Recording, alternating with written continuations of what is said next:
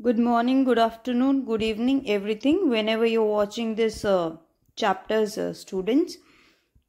So, देखो ये chapter है विमेन कास्ट एंड रिफॉर्म। तो अब हम देखेंगे कि विमेन का स्टेटस क्या था और कास्ट का स्टेटस क्या था, क्या कुछ था। देखो पहले तो आपको क्या चीज़ ध्यान में रखनी है कि ये chapter is similar to the current situation. मतलब जो यहाँ दिया हुआ है ना वो चीज़ें आज भी हैं कहीं ना कहीं, वो अब तक भी ख़त्म नहीं हुई है। तो आपको ये एक प्रॉपर कोई हिस्ट्री के चैप्टर के तरीके से नहीं लेना, बेसिक इन्फॉर्मेशन आपको समझनी है, समझने के तरीके से आपको ये लेना है। ओके, सो सबसे पहले हम करते हैं compare between the past and the present. Women की कंडीशन में क्या क्या फ़र्क था। देखो आजकल क्या होता है कि जो विमेन है, आप लोग भी हो, गर्ल्स हो, आप लोग जा सकते हो, स्कूल जाते हो, जिस आपकी मर्जी, आप कौन से स्कूल में जाना चाहते हो, कोएड में जाना चाहते हो, आपके पेरेंट्स आपको इतना सपोर्ट करते हैं, आपकी मदर्स हैं, जॉब करती हैं, और ऐसा नहीं है कि ज़बरदस्ती बाल विवाह करवा दिया जाए या ज़बरदस्ती शादी करवा दी जाए, ऐसा भी नहीं है। अब तो आपको एडल्ट होना ज़रूरी है, बॉयज़ को 21+ होना ज़रूरी है, 18+ गर्ल्स को होना ज़रूरी है शादी करने के लिए, और किसी भी कास्ट में शादी कर सकते हैं। और women if they are widows तो वो रीमैरी भी कर सकते हैं, बिल्कुल पूरा हक है उनको। वोट कर सकते हैं, आप वोट डाल सकते हैं, सब कुछ कर सकते हैं, बहुत ही मस्त लाइफ है, ठीक है। लेकिन ऐसा पहले नहीं था। पहले तो कंपेयर करो आज क्या है और पहले कैसे था, तो आपको शुक्र मनाना चाहिए कि जिस माहौल में आप रह रहे हो। पहले क्या था, अर्ली मैरिजेस हो जाया करती थी, जल्दी शादी करवा देते थे। आपके दादा दादी वगैरह की आप अगर नोट करोगे तो उनकी शादी, उनसे पूछना कि आपकी शादी कब हुई थी, ज़्यादातर वो कहेंगे कि मैं तो बिल्कुल छोटी सी थी, मैं बिल्कुल छोटी सी थी। और आपको पता है हरियाणा में तो एक वो होता है, तासला कहते हैं उसको, उसमें बिठा के फेरे दिलवा दिया करते थे जो और भी पुराने लोग हैं। तो ऐसी भी सिचुएशन थी। और हिंदू और मुस्लिम मस्त कितनी भी शादी करो, एक दो उनकी मर्जी है। और सती प्रैक्टिस हुआ करती थी। सती आपको मैं पहले भी क्लास में समझा चुकी थी। सती मतलब अगर किसी का पति गुजर जाता है या मर जाता है तो उसको उस चिता पर बैठ के ही जलना होगा, वो उनका धर्म होता है, ठीक है। विमेन की जो राइट्स थी वो रेस्ट्रिक्टेड थी, कुछ खास राइट्स नहीं मिलती थी, अनइक्वालिटी थी, एजुकेशन नहीं थी, और विडोज को प्रॉपर्टी में हिस्सा नहीं था, वो रीमैरी नहीं कर सकती थी। और ये भी आपको बताया था कि एजुकेशन में अगर कोई विमेन पढ़ती है तो ऐसा माना जाता था कि वो विडो हो जाएगी, उसका हस्बैंड मर जाएगा। अब देखो ये चीज़ें इनमें से आपको थोड़ी थोड़ी आज भी मिलेंगी। अर्ली मैरिजेस आपको आज भी मिलेगी। विमेन में एजुकेशन पर सवाल उठाना, ना पढ़ने देना आज भी आपको मिलेगा। तो आपको कैसे लेना है कि आपको आज की सिचुएशन के हिसाब से ये चैप्टर समझना है। Okay, don't take it as a history की high history high history high history high history करके कुछ नहीं मिलने वाला है। ओके, चलो अब समझते हैं कास्ट का। बहुत ही सिंपल है, जैसा आजकल भी है ना वैसा ही उस टाइम था। आजकल थोड़ा सा इम्प्रूव्ड है, लोगों की सोच बदलती जा रही है, लेकिन कास्ट डिस्क्रिमिनेशन के आपको बहुत सारे केसेस मिल जाएंगे, ठीक है। सो अब क्या था कि उस टाइम पर भी काफी डिफरेंसेस थे। वर्ण में डिवाइडेड थे, वर्ण में नहीं सॉरी कास्ट में डिवाइडेड थे। शुरुआत वर्ण से हुई थी कि ब्राह्मण है जिनको पढ़ना आता है, क्षत्रिय है जो लड़ते हैं, फिर वैश्य हैं जो ट्रेड करते हैं, और फिर शूद्र हैं जो उनकी मदद करते हैं। लेकिन ये जो चैप्टर हम पढ़ रहे हैं यहाँ तक कास्ट बहुत सारी बदल चुकी हैं, बहुत सारी नई कास्ट बन चुकी हैं। ब्राह्मण और क्षत्रिय अपर कास्ट में आ गए हैं, और फिर मनी लैंडर्स और ट्रेडर्स वैश्य में आ गए हैं। यहाँ पर वर्ण को कास्ट में कन्वर्ट कर दिया गया है, यहाँ से इनइक्वालिटी शुरू होती है। फिर शूद्र जो भी पेजेंट्स वगैरह थे, आर्टिसंस वगैरह थे, वीवर्स थे, उनको शूद्र की कैटेगरी में, और उनको कहा जाता था कि अगर इनकी तो परछाई भी अपवित्र है, दे आर अनटचेबल्स, मंदिर में नहीं आने देंगे, ये सब हमने पहले भी काफी बार पढ़ा हुआ है। अब याद रखना कि यही सब आज भी है, और आपको मैं ये चैप्टर तो समझना जरूरी है, लेकिन इसमें मेन क्या जरूरी है कि हम इससे रियल लाइफ में क्या सीखते हैं। तो याद रखिएगा, कोई अगर कहे कि कास्ट सिस्टम अच्छा है, कास्ट सिस्टम ही ओरिजिनल है, तो ये बात बिल्कुल गलत है, क्योंकि वर्ण से शुरुआत हुई थी and which was divided on the basis of occupation. Over the 19th and 20th century यहां पर क्या आता है कि लोगों का माइंडसेट धीरे धीरे बदलने लगा है। अब वो कैसे बदलता है, चेंज कैसे आता है, अगले कॉन्सेप्ट में, अगले टॉपिक में हम ये पढ़ेंगे। सीधी सी बात है, मैं फिर से आपको बोल रही हूं कि जो कॉमन आपकी लाइफ है उससे जोड़े रखो हिस्ट्री को, कोई भी दिक्कत नहीं आएगी। आपके आंसर्स भी आप उसी बेस पर लिखो, जरूरी नहीं है बुक में से रटते ही रहोगे। अब देखो, वर्किंग टुवर्ड्स चेंज, अब ये बदलाव आया कैसे? देखो, बदलाव तो आज तक भी पूरा नहीं आ पाया है। आज भी ये वाली जो प्रॉब्लम्स हम देख रहे हैं ना, आज भी हम वही प्रॉब्लम्स फेस कर रहे हैं। हाँ, उनका तरीका बदल गया है, उनका लेवल शायद बदल गया है। सो अर्ली 19th सेंचुरी, अब इस टाइम से फाइनली थोड़ा थोड़ा बदलाव आने लगा है, और इसका मेन कारण क्या है? वो है कम्युनिकेशन में बदलाव। अब देखो, एग्जैक्टली सेम आज है। आज की अगर आप कम्युनिकेशन देखो, आज बदलाव करना बहुत ही इजी है, आप लोगों के लिए बहुत इजी है। एक आपकी वीडियो, एक आपकी पॉजिटिव वीडियो, और या फिर पॉजिटिव ब्लॉग्स आपके, अगर सोशल मीडिया का पॉजिटिव यूज करो तो कितना बड़ा बदलाव लेकर आ सकते हो। लेकिन हमें तो रील्स देखने से ही फुर्सत नहीं है मैडम, क्या करें? तो यही कारण है कि बदलाव में अभी भी देरी है। तो चलो, अब इसमें क्या है कि प्रिंटिंग काफी पॉपुलर हो गई थी, ये हमने पहले भी किया था। तो बुक्स, न्यूज़पेपर, मैगजीन, लीफलेट, पर्चे वर्चे सब अच्छे खासे चलने लगे थे। इनकी कीमत क्या थी? ये थे सस्ते। ऑर्डिनरी पीपल है वो लोग इनको पढ़ सकते थे।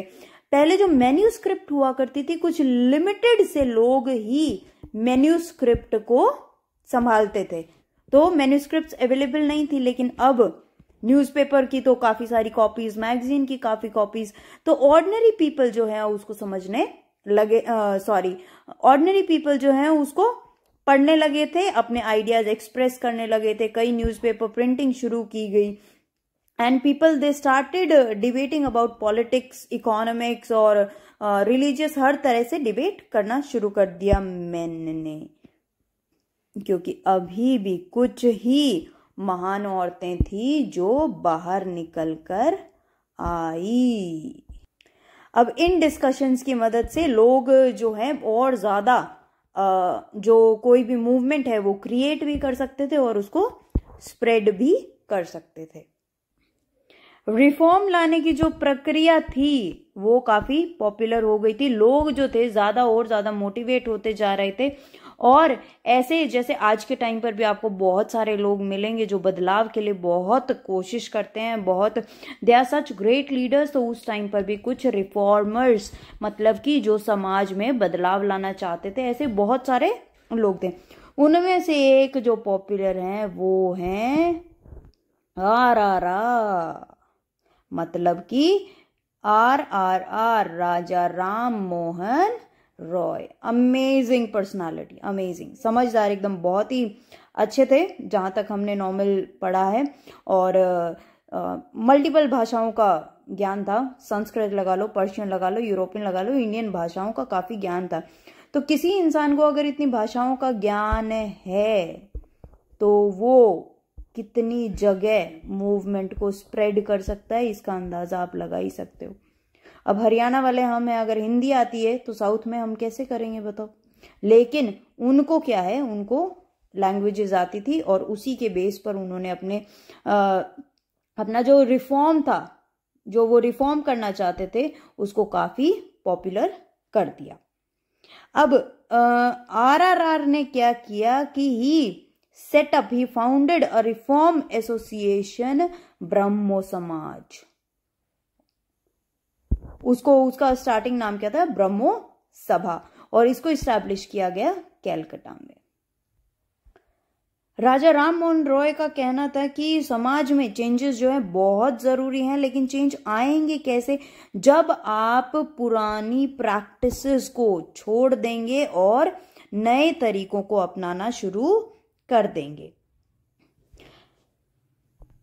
You remember we talked about Rabindranath Tagore and Mahatma Gandhi in one of the chapters कि कैसे Rabindranath Tagore was a little in favor of Western education while Mahatma Gandhi was not at all. He was a big critique. अब ऐसा ही कुछ रविंद्रनाथ टैगोर जैसा ही कुछ मानते थे. कौन? RRR. ये सारे RRR वाले मुझे लगता है सेम ही मानसिकता के हैं. उनका मानना था कि वेस्टर्न एजुकेशन जो है फ्रीडम और इक्वालिटी सिखाता है एंड वेस्टर्न एजुकेशन को हमें अडॉप्ट भी करना चाहिए. And he was quite in favour of the western education. तो उन्होंने विमेन की कंडीशन के बारे में भी काफी लिखा कि कैसे उनको घरों तक ही सीमित रखते हैं और तुम बस चूल्हा चौका ही करो, बाहर नहीं जाना है, कोई वो नहीं है, पढ़ाई वढ़ाई करके क्या करोगी.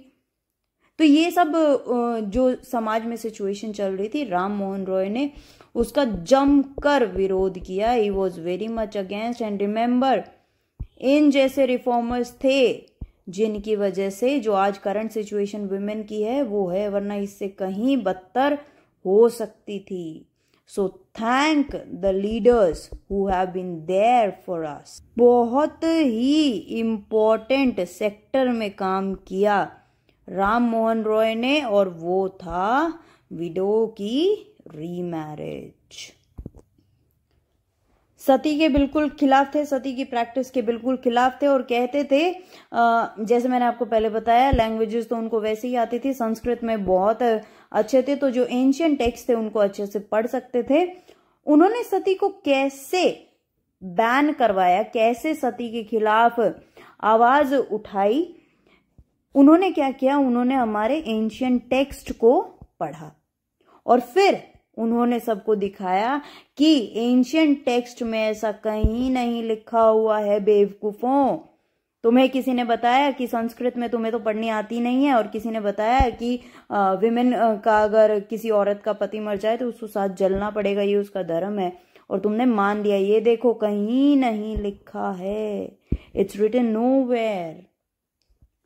अब हमने चैप्टर 6 में किया था कि ब्रिटिश जो थे वो इंडियन ट्रेडिशंस और कस्टम्स के खिलाफ थे, इसीलिए उन्होंने हमें अपना गुलाम बनाने के लिए, हमारे ऊपर रूल करने के लिए किस चीज पर अटैक किया था? हमारे कस्टम और ट्रेडिशन पर. ये मैंने आपको बहुत अच्छे से बताया था बेटा कि अभी भी हम लोग ब्रिटिश के रूल के अंडर ही हैं, इन्फ्लुएंस्ड हैं. ये देखो कितनी भयंकर सोच थी. कस्टम और ट्रेडिशन को बदल दो, बंदा अपने आप ही गुलाम. ठीक है. सो अब ब्रिटिश जो थे उनकी इस चीज को देखते हुए कि एंशियंट टेक्स्ट के भाई ये तो खिलाफ है, तो इस चीज को देखते हुए ब्रिटिश जो हैं वो भी राम मोहन रॉय के साथ ही हैं, क्योंकि वो सती जो एक ट्रेडिशनल प्रैक्टिस थी उसको बैन करना चाहते थे, अटैक करना चाहते थे. अब राम मोहन रॉय दूसरे तरीके से बैन करना चाहते थे और ये लोग दूसरे.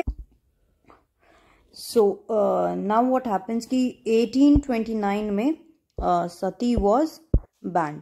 नाउ जो राम मोहन रॉय की प्रैक्टिसेस थी दे वर सो मच इन्फ्लुएंशियल और इतनी ज्यादा पॉपुलर हो गई कि आने वाले जो रिफॉर्मर्स थे उन्होंने भी सेम तरीका अपनाया कि ये तो भाई ये बहुत अच्छा तरीका चल रहा है, और हम भी जो पुराने हमारे एंशियंट टेक्स्ट हैं उनको दिखाएंगे और उनको समझाएंगे कि इनमें ऐसा कुछ नहीं लिखा है, तुम्हें सिर्फ और सिर्फ गुमराह किया जा रहा है.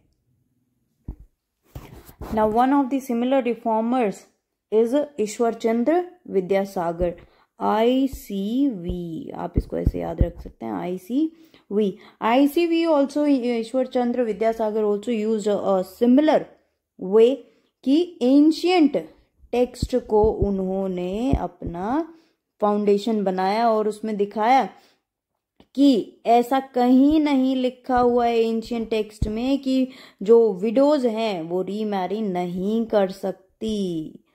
एंशियंट टेक्स्ट में भी ये लिखा है कि हर स्त्री को पूरा हक है कि वो फिर से शादी कर सकती है।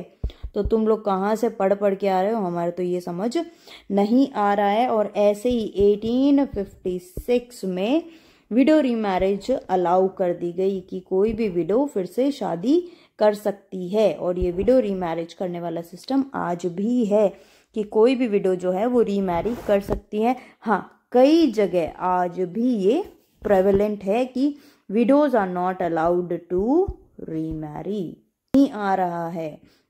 और फिर ब्रिटिश ने उनकी इन सजेशन को अडॉप्ट किया और एक 1856 में एक लॉ बनाया गया जिसके थ्रू कोई भी विधवा, कोई भी औरत जिसका पति मर गया है, she could remarry. So window remarriage was now allowed.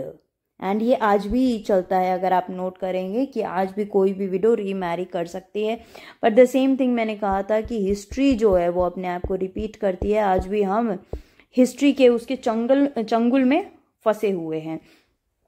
तो आज भी कई जगह still there are many places जहाँ पर widows are not allowed to remarry और उनको बहुत ही बुरे तरीके से, कन्फाइंड तरीके से अलग जगह पर रखा जाता है। इसका एक फेमस एग्जाम्पल हम देख सकते हैं होली के टाइम पर वृंदावन में। अगर आप जाएंगे ना वृंदावन, वहाँ पर होती है विडोज की होली होती है, काफ़ी पॉपुलर है। अगर आप गूगल पर करेंगे instead of wasting time on Instagram, अगर आप यहाँ पर कुछ इंपॉर्टेंट इन्फॉर्मेशन देखेंगे तो ज़रूर देखिएगा। ओके, सो अब क्या है कि by the second half of 19th century ये जो इनका विडो रीमैरिज का जो मूवमेंट था ये काफ़ी पूरे देश में अलग अलग जगह पर फैल चुका था। और specially in Telugu speaking area of the Madras presidency, वहाँ पर वीरासलिंगम पंटुलु नाम के एक रिफॉर्मर थे। उन्होंने एक एसोसिएशन बनाई जो विडो रीमैरिज के फेवर में काम करती थी। इसमें कई लोगों ने पार्ट लिया। अब नॉर्थ में एक फेमस रिफॉर्मर था जिनको आप ऑलरेडी जानते हो, मैम स्वामी दयानंद सरस्वती मैम। हमने तो सुना ही नहीं, बिल्कुल सुना है। डीएवी सुना है, डीएवी स्कूल, डीएवी कॉलेज वगैरह वगैरह, डीएवी वो इन्हीं के नाम से है, स्वामी दयानंद सरस्वती के नाम से ही है। बाद में इनकी अलग अलग ब्रांचेस बन गई थी। तो स्वामी दयानंद सरस्वती ने भी एक रिफॉर्म एसोसिएशन शुरू की, उसका नाम था Arya Samaj, which favoured the widow remarriage. But yet the number of widows who actually remarried remained low। अभी भी सबकी हिम्मत नहीं थी एकदम बाहर खुल के आने की, एंड कुछ ने समाज के खिलाफ गई and they live their life, but some were still in the trap of the customs and traditions. अब इसके आगे का जो चैप्टर है वो हम करेंगे अपनी अगली वीडियो में। अभी आप भी बहुत ज़्यादा एक ही जगह देख देख के शायद बोर हो गए होंगे। Stay tuned for the next video.